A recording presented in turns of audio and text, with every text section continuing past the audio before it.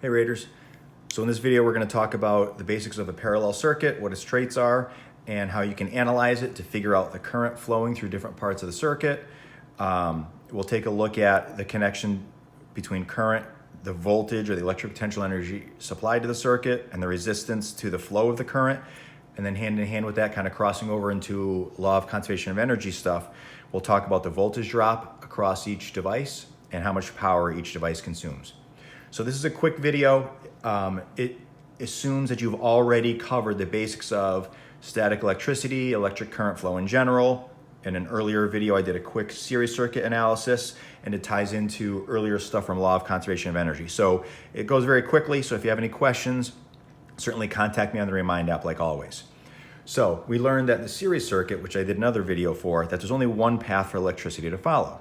Well, a parallel circuit's a little more complicated. There's multiple paths for the electricity to follow, but all the same general concepts apply in terms of the law of conservation of energy.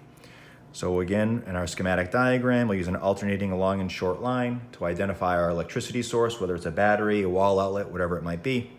So in this case, let's assume it's a battery that has 12 volts of electric potential energy. Again, that's really what voltage is a measure of, electric potential energy. And we talked about in the last video how historically, electricity was thought to be the movement of positive charges. So when it was analyzed in diagrams, you'd put a positive terminal and then you show the electricity, you'd analyze in direction that electricity went that way. But whatever you label it as they came to realize that electricity is the movement of free electrons or negative charges. So you'll find some sources online that stick with the more traditional way of analyzing circuits, showing electricity movement and analyzing the direction of it coming from the positive terminal. Some go from the negative, but really what matters is that it's really just the movement of charges from an area of high electric potential to an area of low electric potential. So the analogy that's often used is with water. Water flows from a location of high gravitational potential energy to low gravitational potential energy. It flows downhill. Well, with electricity, the movement of electrons, those free electrons, it goes from high electric potential to low electric potential. So let's say we have a circuit that has ultimately not one, but two paths for electricity to follow. So it's a parallel circuit instead of a series circuit. And again, these zigzag lines, in a schematic diagram, they generically represent noteworthy resistance from whatever device you have connected. Because the reason we have these circuits set up is because we want to take that electric potential energy or voltage and convert it to something, whether it's we want to convert it to light or sound or heat, whatever it might be. So let's say this first device here provides 20 ohms of resistance to electricity flowing through it. And the second device here provides 5 ohms of resistance. So very roughly speaking, it's 4 times harder for any charges to move through this path than this one. So really what you're going to have here is charges go from high electric potential to low electric potential. They're ultimately going to be able to go through this path to go from high to low electric potential, or they can go through this path. And because this path provides 4 times more resistance, we'll see soon with the calculations that ultimately more charge will flow through this path. And one of the analogies that's used is kind of like a toll booth. You might have a certain total amount of cars that need to get through toll booths, and there's multiple paths to follow. And collectively, the amount of cars traveling through each toll booth will add up to the total amount of cars. Well, same thing here. However much current and amps you have flowing through this device and however much current and amps you have flowing through this device, collectively, when you put it together, that's the total amount of current you have.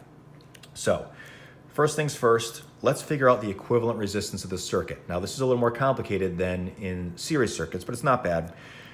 The equivalent resistance every time you add another path for electricity to follow actually goes down. Unlike series circuits, every time you add another resistor, you just added more resistance the electricity has to go through because it's one giant single file line. So resistance goes up and up and up every time you add a device in series. In parallel, think about a toll booth. Every time they open up another path for cars to go to pay their toll and move on, they just made it easier for electricity to flow. So mathematically, it ends up working out like this. The reciprocal of the equivalent resistance is the sum of the reciprocals of the individual resistors. So 1 over 20 plus 1 over 5. So it's probably been a little while since you've had to add fractions. You need common denominators here. So this is equivalent to 1 over 20 plus 4 over 20. So now that we have common denominators, so 1 over the equivalent resistance, equals 5 over 20 ohms. So now we can flip that. The equivalent resistance is 20 over 5, or 4 ohms. So in terms of the total amount of electricity flowing here, equivalently, you could replace the circuit saying, okay, we have a 12-volt battery pushing electricity through equivalently 4 ohms of resistance for the whole circuit. So that allows us to figure out the total current. So again, with Ohm's law, which we discussed in the last video, shows the relationship between voltage, or how much electric potential energy your charges have, I, the current, that's the rate of the electricity flow, and R, the resistance, how hard it is to move that electricity. So if we rearrange that for I current, I equals V over R, well, for the entire circuit, you have 12 volts of electric potential energy to work with, and it's forcing its way through equivalently 4 ohms of resistance. And notice that equivalent resistance, 4 ohms, it's less than either of the individual resistors. Again, think back to that toll booth analogy. The fact that there's multiple paths for electricity to flow means it's easier for electricity to flow. So therefore, the equivalent resistance is always, in a parallel circuit, is always going to be less than any individual resistor. So equivalently, we have 3 amps of current flowing in our circuit. So if we look at the portions of our circuit where there's only one path for electricity to follow, like here,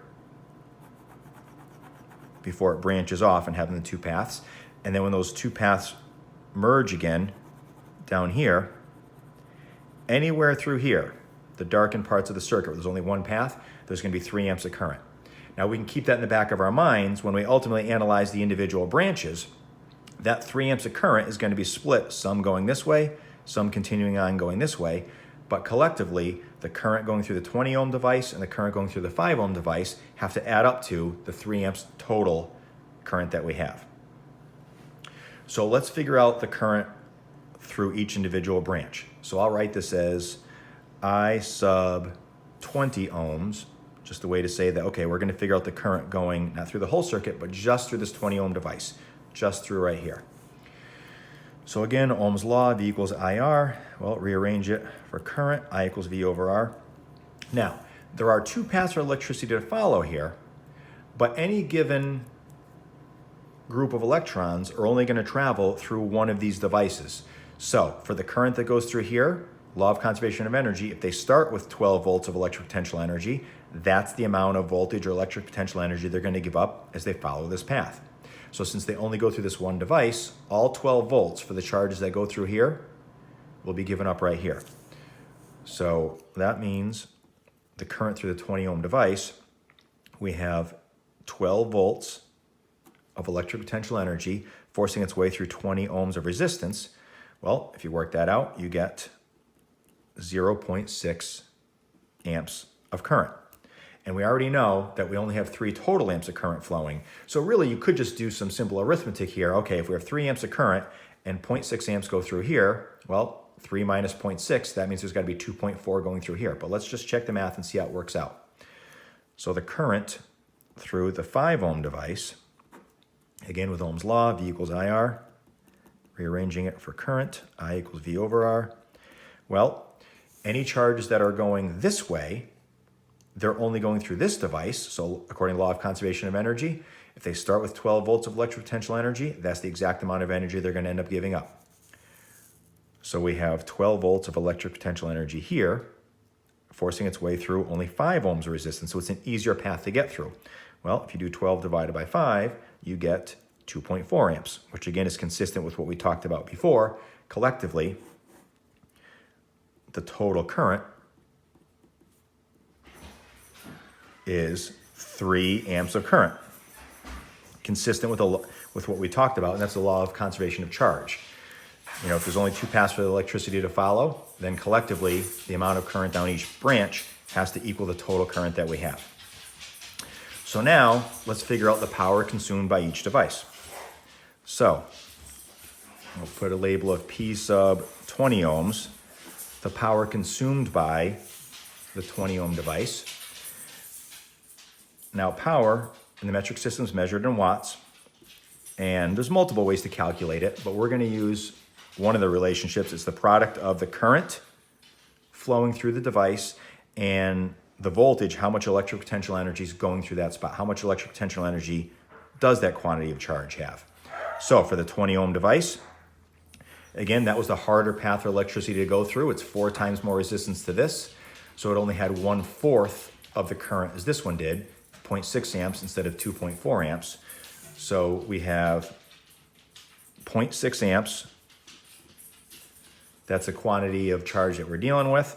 And it has 12 volts of electric potential energy to work with.